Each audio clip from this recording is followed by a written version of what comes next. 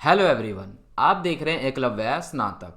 और इस वाली वीडियो में हम देखने वाले हैं BEGLA 135 यानी कि बैगला 135 की हम यहाँ पर बात कर रहे हैं। यूनिट नंबर जो है आपका यहाँ पर 15 है और इसमें हम बात करेंगे यंग लीडर्स की। ठीक है दोस्तों, यहाँ आप देख सकते हो आपका यूनिट नंबर फर्स्ट से लेके यहाँ जो है आपका यूनिट नंबर हो चुका है 14 तक कंप्लीट। ठीक है दोस्तों, और इस वाली वीडियो में यूनिट नंबर जो 15 है ये भी हमारा यहाँ पर कंप्लीट जो है वो हो जाएगा। ये आपका सेकंड लास्ट चैप्टर है। इसके बाद आपका लास्ट चैप्टर बचेगा यूनिट नंबर 16 और वो भी आपका जल्दी से जल्दी जो है यहाँ पर करवाया जाएगा। कुछ भी अगर आपको पूछना हो तो आप इंस्टाग्राम पे पूछ सकते हो। इसका जो लिंक है वो नीचे आपको डिस्क्रिप्शन में मिल जाएगा। ठीक है, इंट्रोडक्शन के ऊपर चलते हैं और यहाँ पर सभी चीज़ों को बहुत अच्छे से समझने का प्रयास करते हैं।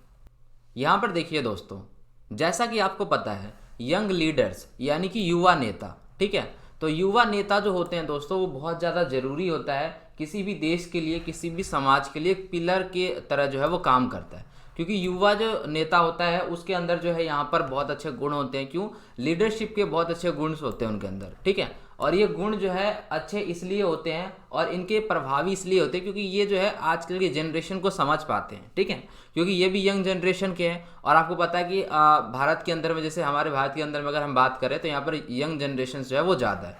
ठीक है, तो उनको समझाना जो यहाँ पर एक बड़ी बात होती है।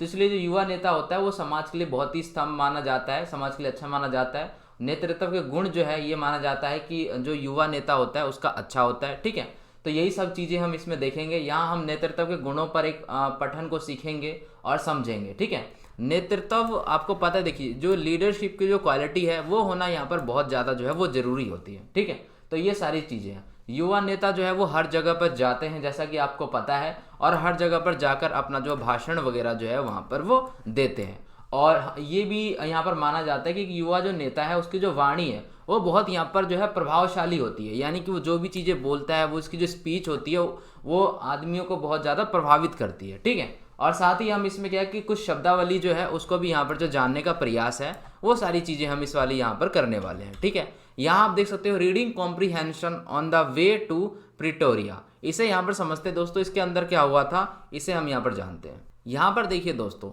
यहाँ पर जो हम एक कहानी के छोटे से अंश की बात करने वाले हैं, पहले हम ये समझ लेते हैं कि वो जो है किनके द्वारा लिखी गई है। तो दोस्तों वो लिखी गई है M.K. गांधी के द्वारा। ठीक है, उनकी जो है यहाँ पर माई एक्सपेरिमेंट विथ ट्रस्ट से जो है ये छोटा सा जो अंश है लिया गया है। तो ये छोटी सी जो कहानी हम यहाँ पर पढ़ने वाले हैं ये क्या दर्शाता है? ये यहाँ पर दर्शाता है कि इनके साथ जो है यहाँ पर इनका अपमान हुआ है, इनके साथ यहाँ पर भेदभाव हुआ है, क्योंकि ये जो है यहाँ पर गोरे नहीं थे। ठीक है, आप समझ पा रहे हो, वो आप यहाँ पर और अच्छे से मैं विस्तार में बताऊंगा क्या होता है। ठीक है, यानी इनके साथ यहाँ पर भेदभाव का यहाँ पर सीन हुआ था। अब क्या सीन हुआ था यहाँ पर समझिए। तो जो ट्रेन है वो नेटाल की राजधानी मार्टिनबर्ग में लगभग 9 बजे जो है यहाँ पर पहुँच गई थी। ठीक है, जब वो वहाँ पर पहुँची तो वहाँ पर लोगों को जो है वहाँ पर बिस्तर जो है वो प्रोवाइड किए जा रहे थे। ठीक है, तो एक रेल सेवक आया, जो भी रेल में काम करता है, जो रेल का जो सर्वेंट है या रेल का कर्मचारी कह लो आप, वो आया और इनसे पूछता है कि क्या तुम्हें भी एक चाहिए। तो इन्होंने मना कर दिया, इन्होंने कहा कि नहीं मुझे नहीं चाहिए, मेरे पास पहले से ही है। ठीक है, तो वो वहाँ से जो है दूर चला गया, जो रेल का जो सर्वेंट था जो भी था। ठीक है, वो वहाँ से चला गया, लेकिन एक पैसेंजर आता है और वो उनको ऊपर से नीचे तक देखता है। ठीक है, और नीचे से ऊपर से नीचे देखते ही उनको जो है इनके साथ क्या सीन होता है यहाँ पर वो देखते हैं। यहाँ पर नेक्स्ट में यहाँ पर के साथ क्या हुआ, उसने जो है यहाँ पर देखा, एक जो पैसेंजर है वो उसे देख रहा था। ठीक है, तो उसने देखा कि जो यहाँ पर जो M.K. गांधी है इनको देखा, तो इनको देखा कि ये कलर्ड मैन है। ठीक है, कलर्ड मैन का मतलब क्या होता है कि यहाँ पर नॉन वाइट है ये। ठीक है, यानी कि गोरे नहीं है। तो इससे क्या है कि इससे वो परेशान हो गया। ठीक है, ये देखने पर कि ये गोरा नहीं है और ये कैसे ही यहाँ पर इस प्रथम श्रेणी के डब्बे में जो है ये जा रहा है। तो वो बाहर गया और वहाँ अपने साथ वो 1-2 अधिकारी को जो है वहाँ पर लेके आया। ठीक है, तो वो सब वहाँ पर जो है चुप रहे और दूसरा वहाँ पर जो है एक अधिकारी आता है। ठीक है, वो इनके पास आता है और इनको बोलता है कि जो तुम हो यहाँ पर, तुम मेरे साथ चलो, तुम्हें वैन के डब्बे में जो है यहाँ पर जाना चाहिए। ठीक है, लेकिन ये जो M.K. गांधी है ये इनको बताता है कि मेरे पास जो है वो प्रथम श्रेणी का टिकट है, यानी कि मैं तो फर्स्ट क्लास में जाऊँगा जब मैंने फर्स्ट क्लास की टिकट ली है। ठीक है, तो ये बताते हैं तो वो जो अधिकारी है वो बोलता है कि डजेंट मैटर, मतलब इससे कोई फर्क नहीं पड़ता कि तुमने जो है कहाँ की टिकट ली है वगैरह वगैरह। इसे यहाँ पर बोल के जो है यहाँ पर परेशान किया जाता है क्योंकि ये नॉन वाइट है। ठीक है। इनकी स्किन जो है वो डार्क है, जैसे कि नॉर्मल अपनी इंडियंस की होती है उस तरीके की, ठीक है। तो इनको यहाँ पर जो है ये सारी जो बातें हैं यहाँ पर बोला गया, एक तरह से आप इसको भेदभाव समझ सकते हो, ठीक है। तो यही बोला कि मैं तुमसे कहता हूँ कि तुम्हें जो है इस वैन में जाना चाहिए, ठीक है, इस कंपार्टमेंट में जाना है, और जो है तुम वहाँ पर फर्स्ट क्लास में नहीं जा सकते, ठीक है। तो इन्होंने बोला कि मैं तुमसे कहता हूँ कि तुम्हें इसी डब्बे में जाना है, और वो वहाँ पर उसको बोलता है अधिकारी कि मैं तुमसे कहता हूँ कि मुझे डबरन में इसी डिब्बे में यात्रा करने की अनुमति दी गई है, ठीक है।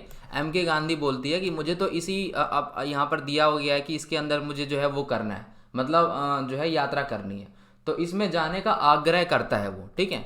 तो आग्रह करता है, लेकिन उसकी जो बात है यहाँ पर नहीं सुनी जाती, और उसको बोला जाता है कि नहीं तुम नहीं करोगे। अधिकारी ये बोलता है कि नहीं तुम इस डब्बे से नहीं जा सकते, तुम फर्स्ट क्लास से नहीं जा सकते, तुम्हें मैं जहाँ से बोल रहा हूँ वहाँ से ही तुम्हें जो है वहाँ पर जाना है, ठीक है। तो ये सारी चीज़ें हुई, इस बात पर काफ़ी जो यहाँ पर नोकझोंक होती है, ठीक है। अब देखते हैं क्या होता है।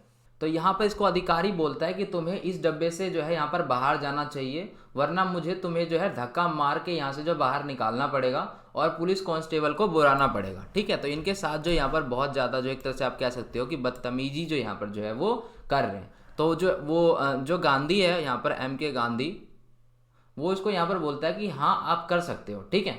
और वो बोलता है कि मैं जो है अपनी इच्छा से जो है यहाँ से जो बाहर है वो नहीं जाऊँगा। तो फिर दोस्तों वहाँ पर वही बात होती है, कांस्टेबल को बुला लेता है, वो वहाँ पर जो है आता है, ठीक है। और वो क्या करता है कि वो जिसका हाथ है वो पकड़ लेता है, ठीक है। उसने जो है इसका हाथ पकड़ लेता है और उसे बाहर धकेल देता है, उसका जो सामान है वो भी उसको जो है वहाँ पर बाहर रखवा देता है, ठीक है। और दूसरे डिब्बे में जाने से जो है यहाँ पर जो है मना कर देता है पूरी तरीके से।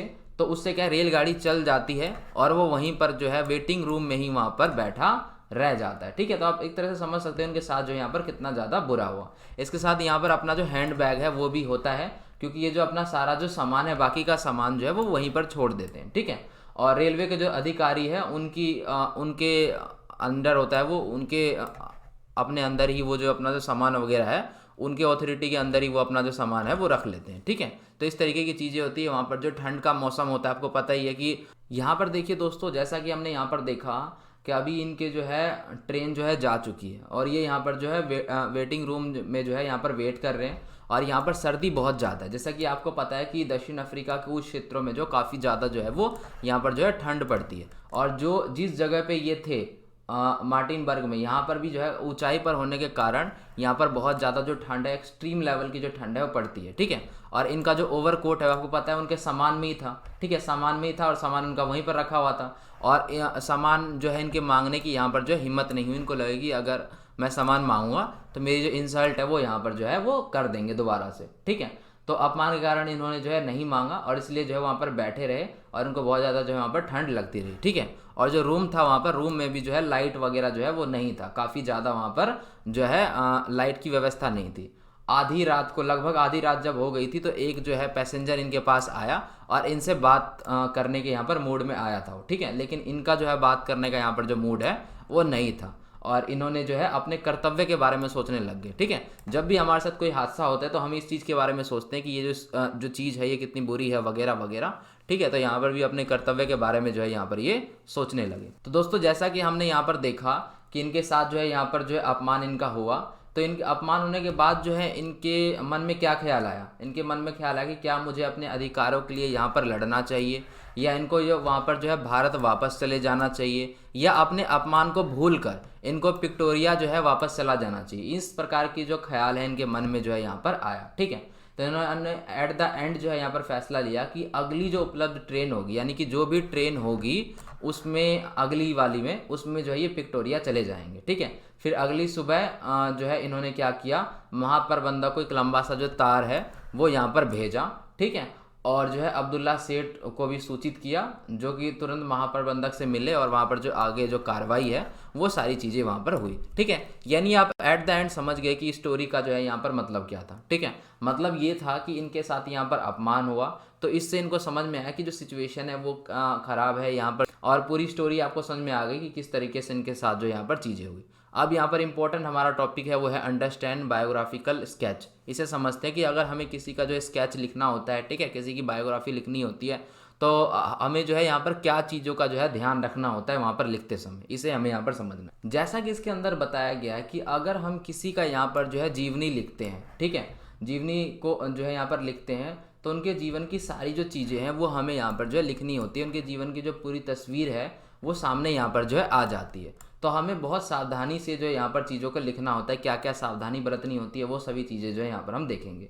अगर हम किसी और के जीवन या खुद के जीवन के बारे में लिख रहे हैं तो हमें भी यहाँ पर बहुत सारी जो चीज़ें हैं उसका जो है यहाँ पर पता होना चाहिए। देखिए, यदि आप किसी और के बारे में लिख रहे हैं तो आपको ये बताना होगा कि वो व्यक्ति कौन है। सबसे पहले व्यक्ति कौन है, उनकी प्रमुख उपलब्धियां कौन कौन सी है, यानी कि पहले तो व्यक्ति कौन है उसके बारे में एक्सप्लेन करोगे, ठीक है, सारी बातें बताओगे।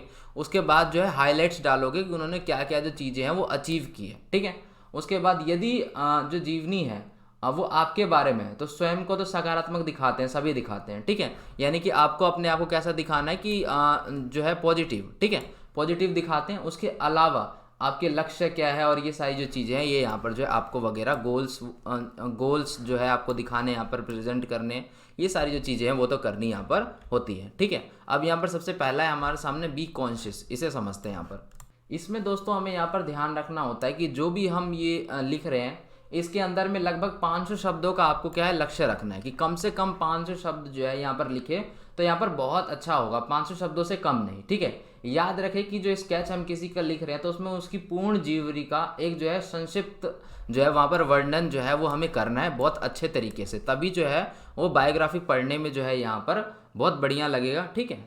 यहाँ पर दोस्तों हमें प्रस्तुत करना है कि इनके जो हाईलाइट्स, अचीवमेंट्स और जो इन्फ्लुएंसेस है उन सब के बारे में, कि यानी कि इन्होंने क्या जो है यहाँ पर उपलब्धियाँ जो है हासिल की है, इनका जो है कैसा यहाँ पर जो प्रभाव पड़ेगा, ये सारी चीज़ें जब भी हम जो यहाँ पर लिख रहे हैं तो उसमें उनकी उपलब्धियों को उजागर करना यहाँ पर सबसे ज़्यादा इंपॉर्टेंट है। यानी कौन सी उपलब्धियाँ उन्होंने हासिल किया उसको सबसे पहले दिखाना है, जिससे क्या है दर्शक जो है, जो भी आपके जो है इसको पढ़ रहे हैं, जो ऑडियंस है आपके, वो उनके लिए ये बहुत अच्छा बन गए। पहली बात तो प्रभावित बना रहेगा, ठीक है, प्रभाव पड़ेगा उनका, अच्छा इम्पैक्ट पड़ेगा, ठीक है। और उसके बाद क्या है कि यादगार बना रहेगा उनके लिए। जैसे मान के चलिए कि हम जो है धोनी का जो है यहाँ पर बायोग्राफी पढ़ते हैं तो हमें क्या उसमें देखिए क्या क्या उन्होंने जो यहाँ पर उपलब्धियाँ जो है प्राप्त की है वो सारी देखते हैं, ठीक है। तो इससे क्या है कि एक जो हमारे अंदर आता है, कैसी चीज़ें आती है, प्रभावित होते हैं कि हमें भी मेहनत करनी चाहिए, इस टाइप की चीज़ें, प्लस में यादगार बनी रहे, ठीक है, वो चीज़ें। तो इसी टाइप से जो हम यहाँ पर लिखना होता है। उपलब्धियाँ आपको पता है, उपलब्धियों जो है मेन विषय यहाँ पर बन जाता है और उनके जीवन के बारे में जो है यहाँ पर हमें बताना होता है, जिससे जो लोग हैं वो प्रभावित हो। तो यही सारी चीज़ें होती हैं। यहाँ पर दोस्तों बताया गया है कि जो आपकी इन्फॉर्मेशन है उसको अरेंज करें, ठीक है। जैसे कि आप किसी की जो है यहाँ पर जीवनी लिखने वाले हो, तो जब आप जीवनी लिखने वाले हो तो आपको उसके लिए नेसेसरी इन्फॉर्मेशन चाहिए, ठीक है। बहुत सारी जो इन्फॉर्मेशन है वो आप वहाँ पर जो इकट्ठा करोगे, तो वो जो आपकी इन्फॉर्मेशन है उसको सही समय पे, यानी इन्फॉर्मेशन तो आपको जो अलग अलग समय की मिल सकती है, तो उसको सही समय के अनुसार लगाना, फॉर्मेट के अनुसार लगाना, उसमें क्या क्या बातें है, उसकी जो फैक्ट है उसको अपने ऑर्डर में लगाना, ठीक है। ऑर्डर में लगाने के बाद ही आप जो है उस चीज़ को अच्छे से जो है जनता के सामने रख पाओगे, ठीक है। उनकी जो उपलब्धियां हैं, जो भी उन्होंने जो उपलब्धियां पाई है, ठीक है, अचीवमेंट्स है, उन सभी को आपको जो है एक साथ लगाना है और उसके बाद जो है पूरी कहानी जो है उसके पीछे जो यहाँ पर जो है वो घूमेगी, ठीक है। तो यही सारी जो चीज़ें हैं वो करनी होती है एक अच्छी जीवनी लिखने के लिए। ये भी यहाँ पर दोस्तों बहुत ज़्यादा इंपॉर्टेंट है कि जो आपकी इन्फॉर्मेशन है, जो भी आपने इन्फॉर्मेशन इकट्ठा की है, उसको वेरीफाई करना बहुत ज़्यादा ज़रूरी है। क्योंकि किसी व्यक्ति पर आप जीवनी लिख रहे हो, ठीक है, प्रकाशित कर रहे हो, तो आपको सबसे पहले जो अपने स्रोत है उसे समझ लेना है कि आप जो अपना जो वो लेकर आए हो, इन्फॉर्मेशन लेकर आए हो, वो किस स्रोत से लेकर आए हो। वो जो स्रोत है वो आपका, उसको आपको चेक करना है कि कहाँ से आपको, किस सोर्स से वो जो जानकारी है मिली है, वो जानकारी सही भी है कि वो जानकारी गलत है, ठीक है। तो सारी जानकारी को इकट्ठा करने के बाद सबसे मेन होता है कि वो ये पता लगाना कि वो जो जानकारी आपकी वो सटीक है भी या नहीं है, वो कहीं गलत तो नहीं है। कहीं आप गलत किसी के बारे में कुछ जो है बायोग्राफी लिख देते हो तो फिर वहाँ पर बहुत ज़्यादा जो है गड़बड़ हो जाएगी, ठीक है। तो वेरीफाई करना अपने इन्फॉर्मेशन को, वो भी बहुत ज़्यादा जो है यहाँ पर ज़रूरी है, ठीक है दोस्तों। तो आपका यूनिट यहाँ पर ख़त्म होता है। टेलीग्राम और इंस्टाग्राम का जो लिंक है वो आपको नीचे डिस्क्रिप्शन में मिल जाएगा, ठीक है। वीडियो को आप लाइक कर सकते हो, कमेंट कर सकते हो, शेयर कर सकते हो। साथ ही चैनल को सब्सक्राइब करके बेल नोटिफिकेशन आइकन पर क्लिक कर दें, जिससे नई वीडियो की नोटिफिकेशन आपको मिलती रहेगी। तो धन्यवाद दोस्तों, मिलते हैं नेक्स्ट वीडियो में।